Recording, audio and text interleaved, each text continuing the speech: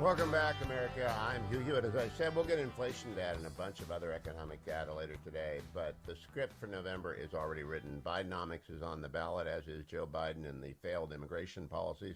I'm joined by the Vice President for Government Affairs of Americans for Prosperity, Akash Chougule. Hello, morning. How are you, Akash? Good morning, Hugh. Good to be back with you. Thank you for getting up early for talking to me about this. There's a new website out, Bidenomics instead of Bidenomics. It's Bad Economics. Bad Economic. How do I say it?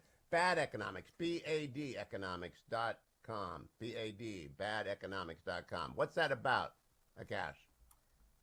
It's about doing more of what we've done for the last 2 years, which is showing the country how the economy that they are unhappy with, and they know that they're unhappy, is to be blamed on President Biden and the Democrats who supported his agenda, voted for $5.5 trillion in reckless spending. We're tying this economy to the people who voted for it.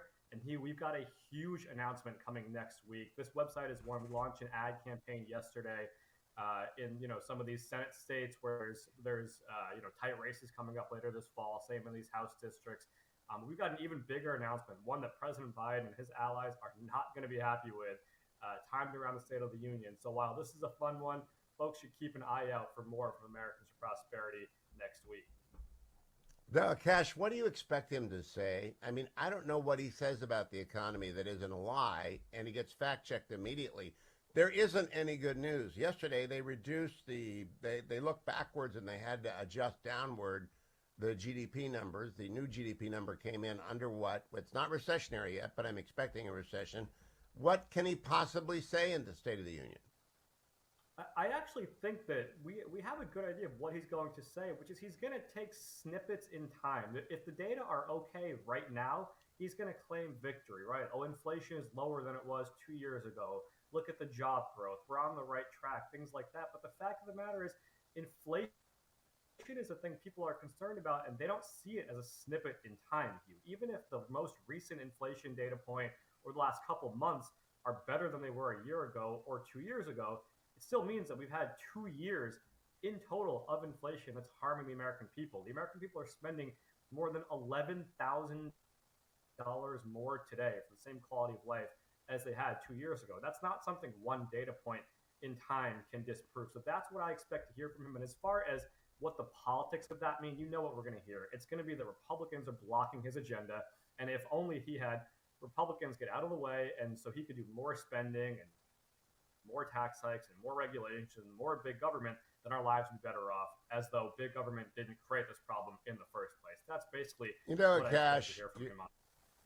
You're too young, but George H.W. Bush was running on a good, strong economy after there had been a slight recession. And he thought he'd be fine because of a good, strong economy. But people don't know what they forward projecting data suggests about the underlying economy. They know what they feel. And you can't talk them out of that. And right now, consumer confidence went backwards, and everybody feels that they can't buy as much at the grocery store. I mean, I don't know anyone who says, I'm getting a bargain a day at the grocery store. No, you're right. And it's not just that, Hugh. It is, of course, day-to-day expenses, but it's even the things that make you feel like you have a shot at a better life. Those things are out of reach because borrowing costs are out of reach, right? Buying a new home, buying a car, if you're having kids and you need a larger home or a larger car. These are things that make people feel like they're climbing the socioeconomic ladder. Not only are those things out of reach because of borrowing costs, but these day-to-day expenses are more, significantly more expensive than they were a couple years ago. And so it is both a short-term and a long-term feeling the American people have that the American dream is out of reach for them. So everyone that wants the numbers are at badeconomics.com, B-A-D economics.com. There's one number you sent me I want to talk about, which concerns me. Overall, in the United States, savings are down, and so is income. It suggests to me that people are coming up short on their monthly budget, and they're taking money out of savings. Is that what's happening? That's exactly right. We have 1 in 3 adults has more credit card debt than emergency savings today. 62% say they're living paycheck to paycheck. Only 14% think President Biden's economic policies have helped them. You know what the flip side of that coin is, Hugh, is that most Americans believe that his policies have harmed the middle class and helped the wealthy. That's, of course, the narrative that Democrats are constantly harping on. They're saying that Republicans are only out to help the rich, and they talk about building out the middle class and all this stuff. The exact opposite is what the American people feel like they're doing. Now, there is a lesson here for Republicans, Hugh. Of course, we're going to harp on what President Biden has done wrong and the people who voted for his agenda have done to harm the American people. The lesson for Republicans is that we are not going to win elections. We're not going to make things better for the American people by being Democrats light. And you do have some Republicans parading around who call themselves conservatives who say, look, we need to adopt the mantra of big government and rely on agencies and spending and programs and welfare to make people better off. That is not a winning political formula, and it's certainly not winning policies. I think we need to get right what a winning conservative message looks like and sounds like, both politically and on the policy side. Now, Akash, I want to make sure we're talking to Steelers fans, among others, so let's break this down. There's something called the deficit, and there's something called the debt. The debt's at $34 trillion and rising. The interest rates are also going to take an enormous amount to service that debt. And then there's the annual deficit. Let's start with the latter. What is the deficit now structurally at? Is it over $2 trillion a year that we're actually spending that we don't have? Yeah, we're just about there. And as you mentioned, there's a difference. The debt is the cumulative impact of our debts and surpluses on any given year. Obviously, we're running deficits every year, crossing into that $34 trillion. And we're now in another conversation about that with this government funding. But of course, we're basically debating shifting deck chairs on the Titanic with these annual government funding fights because of the refusal to touch entitlements, which you and I have talked about are the major drivers of that national debt. Now, also in terms of immigration, both the president and the former president are at the border today. What does AFP think about the impact on the economy of 8 to 9 million people crossing in illegally? You know, I think there's a lot more than the economic impact that is of concern with what's going on at the border. People are right to be frustrated. Americans Prosperity Foundation has actually organized trips to the border. We've taken media personnel, we've taken activists, we've taken community leaders. We have been working with a former Border Patrol agent of 25 years who's traveling the country talking about the impact. So I think, while there are people who are working jobs that employers depend on and certain industries are heavily dependent as far as agriculture and, the food that people have on their tables and things like that, there's a lot more to be concerned about. And simply, I think, being a country of laws and one in which people become Americans by going through the process like my parents did, right? Who are proud to be Americans because it means something. It's something that they earned, not something they were entitled to. I think there's a lot more to be concerned about, frankly, than just the economy here.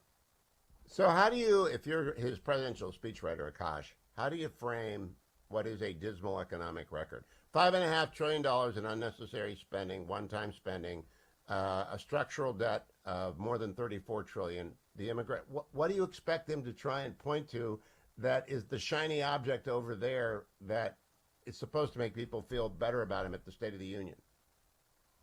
I mean, I think we know what he's going to do. He's going to contrast to Donald Trump. And frankly, as you've talked about on your show, we've talked about, he's right about a lot of his criticisms of Donald Trump as far as being an agent of chaos and all these things.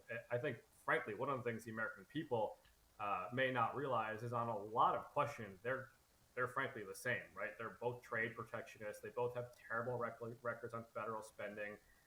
They've both been palling around with union bosses and things like that. And so there's a number of things I think he has to criticize Donald Trump for, but that doesn't make his record any better. President Biden's record is absolutely atrocious. President Trump did have a strong economy prior to the pandemic, and so that's not something Biden can compete with Trump on. And at the end of the day, the American people are more concerned about where they are at today economically, how their kids are doing, can they put groceries on the table, can they afford a better life. That is completely President Biden's to blame when Americans cannot feel like they can make ends meet. Okay, Akash, last question. You promised a surprise. We got something coming up. Now, I know badeconomics.com is where people go for the details. Badeconomics.com. Badenomics? It's like Bidenomics, but I'm looking at it. B-A-D economic. Oh, Badenomics. B-A-D-E-N-O, Badenomics. I think that's a really bad website URL, Akash, but now people will know Badenomics.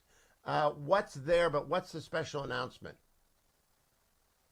So I'm not going to tease the entire thing for you. You said this one might be hard to pronounce. We've got one that's a lot easier to pronounce and a lot clearer. We are going to make President Biden own this economy in a way that he has not wanted to do for several weeks. If you remember, he owned the phrase Bidenomics. He was happy to own this economy.